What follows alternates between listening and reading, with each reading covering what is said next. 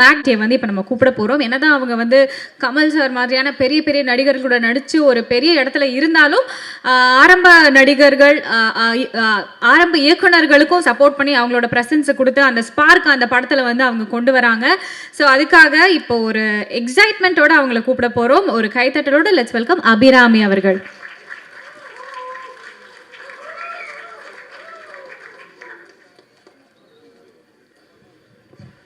எல்லாருக்கும் காலையா மத்தியானம் ஆயிடுச்சா? வணக்கம். பத்திரிகை நண்பர்களுக்கு ரொம்ப ஸ்பெஷல் வணக்கம். எல்லோரும் வந்து படத்தை சப்போர்ட் பண்ணதுக்கு ரொம்ப நன்றி. இங்கே இருக்கிறவங்க ஆல்மோஸ்ட் எல்லாருமே எங்கள் படத்துடைய டீம் தான். பட் வாழ்த்து வந்த 2 பேருக்கு நான் ஸ்பெஷல் நன்றி சொல்லிக்கிறேன். பாக்யராஜ் சார் உங்கள் பெரிய ஃபேன் சார், ஆர்வி சார் உங்களோடையும் பெரிய ஃபேன். ரொம்ப நன்றி. இந்த மாதிரி ஒரு சின்ன படம், ஒரு ஃபஸ்ட் டைம் டைரக்டரோட படம், ஃபஸ்ட் டைம் ப்ரொடியூசரோட படம் வந்து நல்லா ஆசீர்வதிச்சதுக்கு ரொம்ப நன்றி. பட் இது எங்கள் டீமை பற்றி எல்லாருமே பேர் எடுத்து ஒவ்வொருத்தராக பேசியாச்சு. எல்லாருமே ரொம்ப ஹார்ட் ஒர்க் பண்ணி நல்லா உழைச்சிருக்கோம். ஒரு ஸ்டோரி வந்து நிறைய பேர் சொன்ன மாதிரி ஒரு நிஜமான சம்பவங்களே பேஸ் பண்ணி லூஸாக பேஸ் பண்ணின ஒரு ஸ்டோரி தான். பட் எல்லாருமே ரிலேட் பண்ணக்கூடிய நிறைய விஷயங்கள் இருக்குது இதில். ஒரு குடும்பத்தோடைய கதை இருக்குது, ஒரு அழகான ஒரு லவ் ஸ்டோரி இருக்குது, தேவையான அளவுக்கு சஸ்பென்ஸ் இருக்குது, ஃபைட் இருக்குது. வாசன் வந்து பைக்லேயே நல்லா சூப்பராக ஃபைட்டெல்லாம் பண்ணியிருக்காரு. அவருக்கு பைக் ஓட்டுறது வந்து ஒரு புதிய விஷயமே கிடையாது. பட் ரொம்ப நல்லா பண்ணியிருக்காரு. எல்லா எலமெண்ட்ஸ் எல்லாருக்கும் என்னென்ன தேவையோ, என்டர்டெயின்மெண்ட்டுக்கான என்னென்ன தேவையோ எல்லா எலமெண்ட்ஸும் அழகான அளவான ஒரு நல்ல ஒரு இதில் கொடுத்து ஒரு நல்ல படம் நாங்கள் தயாரித்து உங்கள் முன்னாடி ப்ரெசென்ட் பண்ணுறோம். எங்கள் டீம் ப்ரெசென்ட் பண்ணுறோம். ஸோ நல்லா அதை வந்து தியேட்டரில் வந்து பார்த்து எங்களுக்கு எல்லாருக்கும் சப்போர்ட் பண்ணுங்கள். உங்கள் ஆனஸ்டான ஃபீட்பேக்கை சொல்லுங்கள். வேறு எதுவுமே இல்லை. ரொம்ப நன்றி. உங்கள் கூட எல்லாருக்கூடையும் ஒர்க் பண்ண முடிஞ்சதில் ரொம்ப நன்றி. ப்ரொடியூசர் சார் வாழ்த்துக்கள். ஃபஸ்ட் டைம் நீங்கள் ஒரு இந்த துறைக்கு இறங்குறீங்க. இதே மாதிரி கண்டினியூஸாக நீங்கள் நிறைய படங்கள் பண்ணுங்கள். அஸ்வின் வி பின் ஃப்ரெண்ட்ஸ், ரொம்ப நல்லா we been friends. Lovely songs எல்லாமே ஒன்றுக்கு ஒன்று பெட்டரான சாங்ஸு நல்லா பண்ணியிருக்கீங்க. I have to talk about Vasan. அவர் வந்து இங்கே மேடையில் பேசும்போது எவ்வளோ பணிவாக ரொம்ப கூச்சமாக பேசினாரோ அதே மாதிரி தான் அவர் வந்து பர்சனாலிட்டியே அதுதான். என்ன தான் யூடியூப்பில் இன்ஸ்டாகிராமில் பெரிய ஸ்டாராக இருந்தாலுமே he is the sweetest, the most grounded person I've மெட். ரொம்ப ரொம்ப ஸ்வீட்டாக இருப்பார். ஐ ஃபீல் லைக் அவருக்கு நல்ல பெரிய ஃப்யூச்சர் இருக்குது இந்த சினிமா இண்டஸ்ட்ரியில். அப்படியே இருங்க, மாறாதீங்க. Please be the same person. All the very best. நல்லா பண்ணியிருக்கீங்க. ஒரு ஃபஸ்ட் டைம் ஆக்டர் மாதிரி தெரியவே இல்லை ஸ்க்ரீனில் பார்க்கும்போது. All the very best to you. Karna sir, உங்கள் பேர் தான் மாறிக்கிட்டே இருக்குது, ஆனால் உங்கள் ஐடென்டிட்டி அதே தான். But lovely working with you. உங்கள் கூட நீங்களும் நானும் நிறையா பேசி சண்டை போட்டு சமரசமாகி நல்லா ஹாப்பியாக சிரித்து எல்லா இமோஷன்ஸுமே எங்களுக்குள்ளேயே நடந்திருக்கு. So it was very entertaining to work with you. First time டைரக்டருங்கிற அந்த இது ஒரு ஷார்ட்டில் கூட தெரியல. Very lovely working with you. உங்களுக்கும் all the very best. And Khushi darling, உங்களுக்கும் இது தமிழில் உங்கள் ஃபர்ஸ்ட் என்ட்ரி, பட் தெலுங்கில் நீங்கள் ஆல்ரெடி கலக்குறீங்க. All the very best. ரொம்ப நல்லா பண்ணியிருக்கீங்க. Love you darling. தேங்க்யூ. எல்லாருக்குமே ரொம்ப நன்றி. ரொம்ப டைம் எடுத்துக்கல. நன்றி, வணக்கம். Thank you so much ma'am. Kishore, sorry உங்களை பற்றி பேசுகிறேன். நீங்கள் இங்கே ஒளிஞ்சிட்டு இருக்கீங்க. எல்லாரும் சொல்கிறாங்க தன்னடக்கம் சொல்லிட்டு சொல்கிறாங்க. அதனால் ஒளிஞ்சிக்கிட்டு வேறு இருக்காங்க. Kishore, always lovely working with you. அவர்கிட்ட நிறைய பேசிகிட்டு இருப்பேன். படத்தை தாண்டி நிறைய விஷயங்கள் பேசிகிட்டு இருப்பேன். எவ்வளோ கிராஃப்ட், எவ்வளோ அழகான ஒரு கிராஃப்ட்டுக்கு உடமையோ அவ்வளோ அழகான ஒரு மனசுக்கும் மூளைக்கும் உடமை அவர். Lovely dear friend. So lovely working with you again. Thank you. Sorry about that. பதறிட்டாங்க. எனிவே, ஸோ அடுத்ததாக வந்து கதாநாயகன் இல்லை, கதையின் நாயகனை வந்து இப்போ நம்ம கூப்பிட போகிறோம். சொன்ன மாதிரி pan Indian star. Tamil, Telugu, Malayalam, கன்னடான்னு சொல்லி இப்படி பல இடங்களில் ஒர்க் பண்ணியிருக்காரு. அண்ட் சார் இருங்க சார், 7:59 8 மணிக்கு வர சொன்னதுக்கு 7:59க்கே வந்து அவ்வளோ டிசிப்ளினான ஒரு நடிகரை வந்து டெஃபினட்டாக பார்க்குறது ரொம்ப கஷ்டம். அந்த மாதிரி சார் ப்ளீஸ். சார் நான் இல்லை, ஃப்ளைட் வந்துருச்சு, சீக்கிரம் வந்துருச்சு, அதனால் வர வேண்டியதாகிடுச்சு. வந்து இங்கே உட்காந்துட்டேன். சாரி. ஐபிஎல் இன்னைக்கு ஆடியோ ட்ரெய்லர் ரிலீஸ். இந்த திருவிழாக்குள்ளே கலந்துக்க வாய்ப்பு கிடைச்சதுக்கு ஒரு மகிழ்ச்சி. சினிமா வந்து ஜனங்களோட மீடியம், மக்களோட மீடியம்னு எல்லாருமே சொல்கிறாங்க, நான் நம்புகிறேன். அதுக்கு ஒரு பெரிய எக்ஸாம்பிள் பாக்யராஜ் சார் இங்கே இருக்கார். ஸோ மக்களுக்காக ஒரு டெமோக்ரஸி மாதிரி மக்களுக்காக மக்களோட கதைகளை மக்களை எடுத்து அதை வந்து அது மூலிமா நிறைய கேள்விகளை ரீவிசிட் பண்ணுற மாதிரி ஒரு மீடியம். இப்போது இந்த காலகட்டத்தில் நிறைய விஷயங்கள் மாறிட்டுருக்கு. சினிமா வந்து கிட்டத்தட்ட சிஸ்டமோட அடிமையாக மாறிட்டு இருக்கிற காலகட்டத்தில் தமிழ் சினிமாவில் தொடர்ந்து இந்த மாதிரி படங்கள், மக்களோட வாய்ஸாக நிற்கிற, மக்கள் சார்பாக கேள்வி கேட்குற படங்கள் வந்துட்டுருக்கிறது ரொம்பவே சந்தோஷம். அந்த மாதிரி ஒரு படமாக ஐபிஎல் இருக்க போகிறதுங்கிறது எனக்கு அந்த படத்தில் ஒரு நடிக்க வாய்ப்பு கிடைச்சிருக்கிறது ஒரு பெருமை. Thanks to the whole team and thanks director and ப்ரொடியூசருக்கு நான் நன்றி சொல்லணும். அது இல்லாமல் வந்து அவங்க தைரியத்துக்கு ஜனங்க வந்து சப்போர்ட் கொடுப்பாங்கங்கிற ஒரு பெரிய நம்பிக்கையில் உங்கள் எல்லாருக்கும் நன்றி சொல்லிக்கிட்டு தேங்க்யூ. அபிராமி மேமுக்கு நான் ஒரு பெரிய நன்றி சொல்லணும், அதை மறந்துட்டேன். பிகாஸ் அதான் மேம் சொல்லிட்டு இருந்தாங்க, நாங்கள் நிறைய பேசிகிட்டு இருந்தோம். இந்த ஒரு பெரிய லேர்னிங் எக்ஸ்பீரியன்ஸ் எனக்கு அவங்க கூட நடித்தது, அவங்க கூட பேசுனது. Thank you for your honest opinions and honest words. நிறைய விஷயங்கள் கற்றுக்கிட்டேன் நான்.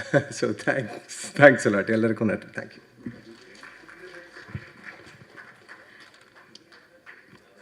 தமிழ்நாட்டுக்கு ரொம்ப சிறப்பாக ரொம்ப அழகாக அறிமுகமாகறாங்க. சொன்ன மாதிரி அவங்க பேர்லேயே குஷி இருக்குது. கண்டிப்பாக ஸ்க்ரீன்லேயும் ரொம்ப அழகாக இருந்தாங்க. ஒரு கைத்தட்டலோட let's welcome Kushitha to the podium.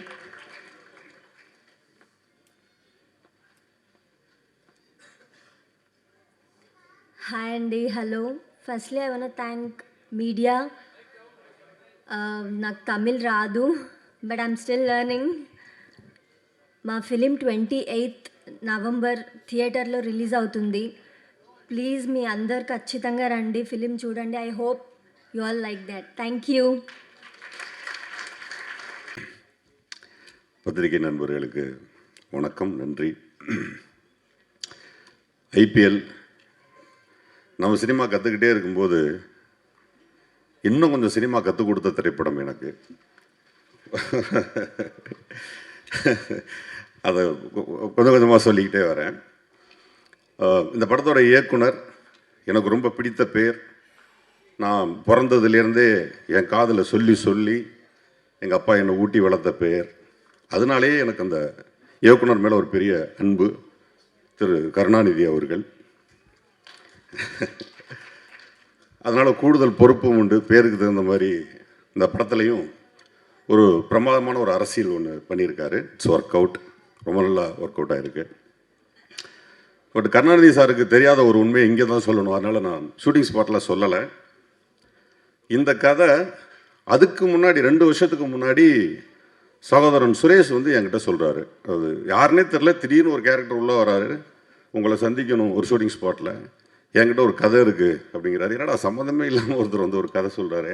சரி கேட்டு பார்ப்போமேன்னு கேட்டால் ரொம்ப ரொம்ப இன்டென்ஷனான ஒரு கதையாக இருந்தது. சீக்கிரமே படமாயிருமையா, அது நல்ல படமாகக்கூடிய கதை, நீங்கள் ஏதாவது ஒர்க் பண்ணுறீங்களான்னு கேட்டேன். இல்லை, எனக்கு கதை சொல்ல தெரியும், நான் இயக்குனர்லாம் கிடையாது, இதை வேறு யாரோ பண்ண போகிறாங்க அப்படின்னு 2 வருஷம் கழித்து அதே கதையை திரு கருணாநிதி அவர்கள் படமாக பண்ணுறாரு. நான் அங்கே தான் திரும்ப சுரேஷை மீட் பண்ணுறேன். ரொம்ப ஆச்சரியமாக இருந்தது. நான் அன்றைக்கி சொன்ன வார்த்தை, இந்த கதை எப்படியும் படமாயிரும், நிச்சயமாக யாருக்கும் இதை வந்து இம்ப்ரெஸ் பண்ண பிடிக்கும் அப்படிங்கிறது ரொம்ப முக்கியமாக இருந்தது. இங்கே மேடையில் அமர்ந்திருக்கக்கூடிய ஜாம்பவான்கள் அனைவருக்கும் இந்த விழாவிற்கு வந்ததற்கு நன்றியை தெரிவிச்சுக்கிறேன். அவர் சார் சொன்ன மாதிரி, ஆர்வி சார் சொன்ன மாதிரி, சின்ன வயசுலேருந்து ரசித்த அப்படின்னு சொன்ன உடனே எனக்கு டக்குன்னு என்ன ஞாபகம் வருதுன்னா, 17, 18 வயசு, 20 வயசு, 25 வயசு பசங்களை பார்த்தோன்னு, அண்ணன் உங்களை மெட்டிவலி பார்க்கும்போது எனக்கு 4 வயசும்மா. நம்மளே ரொம்ப சிரமப்பட்டு ஜிம்முக்கெல்லாம் போய் உடம்பெல்லாம் குறைச்சி டையெல்லாம் அடித்து என்னென்னமோ ஷோ பண்ணாலும் ஒரு பொது கூட்டத்தில் ஒருத்தர் வந்து எனக்கு 3 வயசு இருக்கும்போது உங்களை பயங்கரமாக நான் மெட்டி வெளியே தானே வீட்டில் பாட்டு ஓடும், இதை வச்சு தானே எனக்கு சோறு விட்டுனான்னு எங்கள் அம்மா சொல்லுவாங்கலாம் சொல்லுவாங்க. அந்த வலியும் வேதனையும் எனக்கும் ஆர்வி சாருக்கு மட்டும்தான் புரியும்.